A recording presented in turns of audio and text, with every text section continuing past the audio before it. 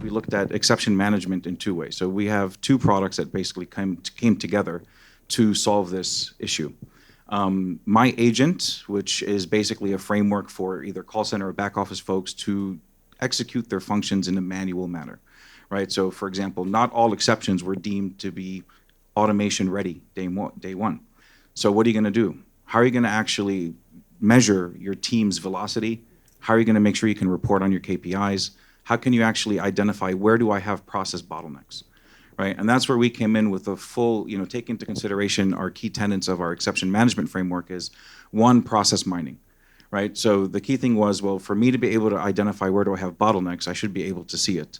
And we needed to deliver it in a way that the business doesn't have to read through logs, but they can actually see a visualized journey with heat maps that can give you color coding on where there are potential issues across the process chain. Right, so that was the first thing that we had to look at. So that's how we mined the process.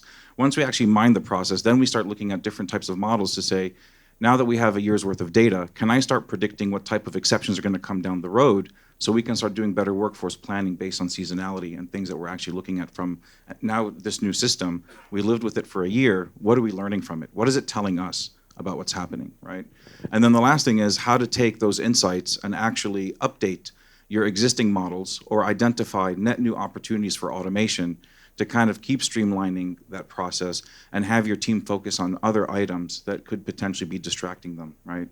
So these are the things that, we had to come together and think of the big picture while also being very realistic about where we were today, how much time we had, how much effort there was, how many resources could be part of that 340 team can give their time towards this.